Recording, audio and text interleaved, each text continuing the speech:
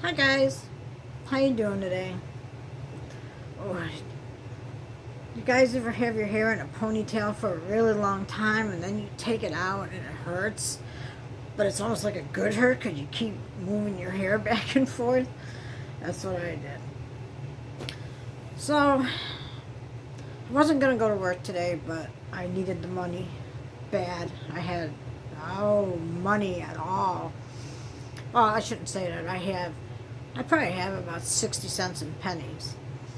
But so I had to go to work today, but I could only work for a little bit because I didn't have enough gas, and we don't get paid the same day. It goes on a card the next day. So tomorrow, I'll have it's like $29. Um, but I wasn't as freaked out as I normally am. I don't know if it was because I was out in the morning and there's not a lot of traffic, not a lot of people, and every order I had was leave at my door, so I didn't have to, really see people, and everything was drive-through, so it was kind of an easy day. But still, man, when I clock off that app, I am so relieved just to get home. So, anyway, I was watching the news about that girl, Gabby, that's missing. I guess she's like 22 years old, and her boyfriend went on a cross-country trip, and he came home without her after an argument that, I saw on TikTok. Somebody posted this, I don't know what you call those things, but, you got like 3 minutes of video, and it was the cops that pulled them over because somebody reported them arguing on the side of the highway or something, or at a street, I don't know. And so the cops interviewed both of them, and they let them both go, but separately, because she admitted to hitting him. And so she took the van, and they took him to a hotel, and then they could meet up in the morning, but they had to be separated for the day so that neither one of them would be arrested, or she wouldn't be arrested. So I guess the trip continued for a little bit, but guess what? He came home without her. And now he's missing. He's hiding, I should say. Not missing. He's hiding. He won't talk to the police. The family won't talk to the police. So you know what's up. It's a shame. It's like, if they find her somewhere alive, it's a miracle. Because they were arguing throughout the trip anyway, and he comes home without her. He won't talk to the police. The family won't talk to the police. It's kind of sketchy, don't you think? So that's a shame. I gotta remember at times that I'm just lucky to be alive. Yeah, I might be afraid to go out. And of course, this doesn't help. Me being single after my last breakup, I just rather be alone. Even though I really would love to grow older with somebody, and have them there, and do things together. It's just not worth the anger sometimes, the disappointment, the depression. My last relationship, I was not hurt. I was mentally hurt.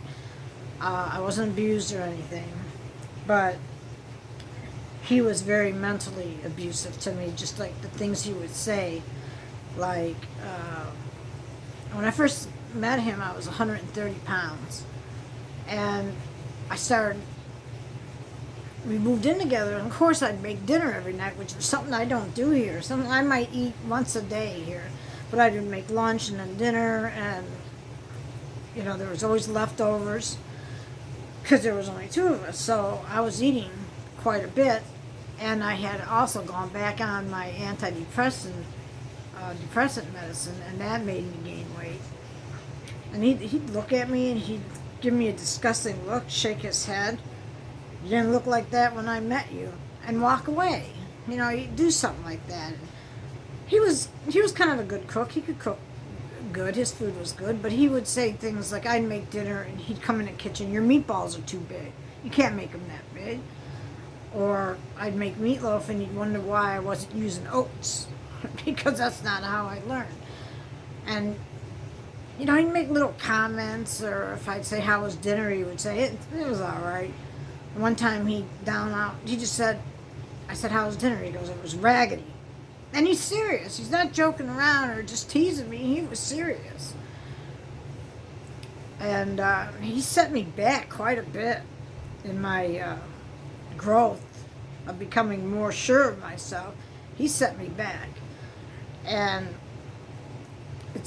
he hurt me so bad mentally that after I broke up with him, it's about 3 months later maybe, he had died.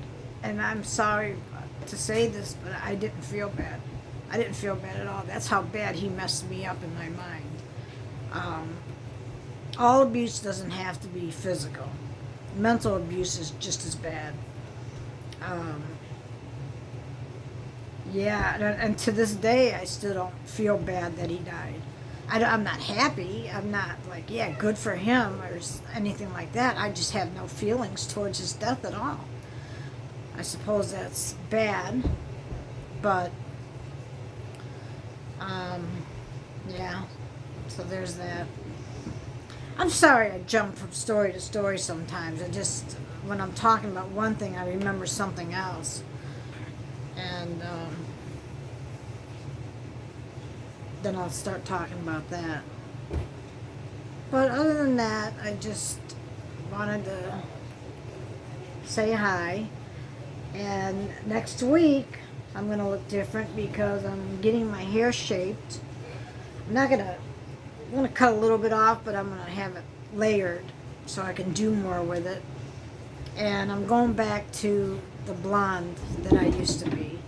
My hair was highlighted blonde for years. And then the last time I had it done, I just went with a light brown, but I don't like it. I'm going to go back to the blonde. That'll take some getting used to. So I will look different. That'll be Thursday. That's the day before my birthday. Yay. Turn a big old 64. That's scary. I didn't think I'd make it this far. My mom died when she was 55. The father of my kids died when he was 45. He was 45. I was 43.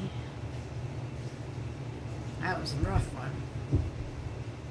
And then right after my husband died, it was like 3 months later, my brother committed suicide.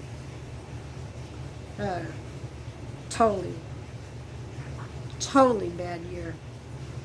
But my mom didn't die around that time. She died when I was 22. And then my dad died when I was 32, I think, 32, 33 years old. So he never got to see my kids, which was a shame because I was the baby. And he had sold his half of his house. He had a duplex. He sold his half to me and my husband at that time. And we separated. Before I get into that, my dad and I did everything together. We went to the store together and we bought flowers that would match both sides of the house. And he did a lot of work on his yard, so I'd be out there working on my yard. And we did a lot together. So it was really tough when he got sick and then died. It was really tough. That's when I think I first started drinking heavy. Because I went for a period, I was young, I was drinking heavy, went out a lot. And then when I got married to my second husband, I had stopped drinking. And I would just drink occasionally, that was it. But after my father died and I was with the kid's father, I started drinking a lot. It was a everyday, all day type of drinking. But it was just beer. I didn't have heavy drinks or anything. I was just drinking beer. And that's when I started on the pills and then heroin. And but I do thank him for that period. I did love him a lot, and we both went on methadone and were living a kind of normal life when he died. But I was lucky to have 2 kids from him, because I've had, at that time, I think I already had 3 miscarriages, and then I had 1 with him before the kids were born. But both of them were born premature, and they turned out good.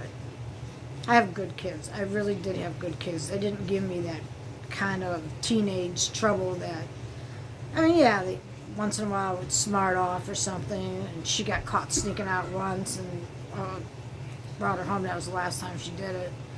I didn't hurt her. I didn't hit her or anything, but I grounded her, and I let her know that she will never do that again. And she didn't, unless she did, and I just didn't find out about it. My son did it once too, and I couldn't be sure.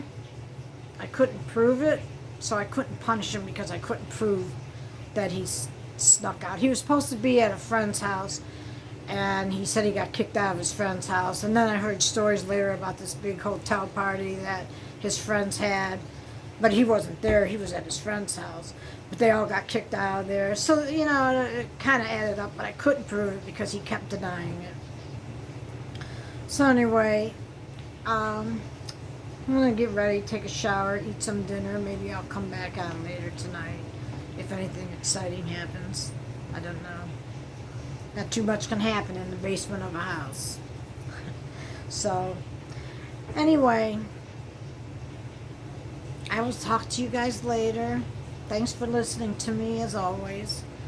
And if you haven't subscribed yet, please subscribe. And I'll talk to you later.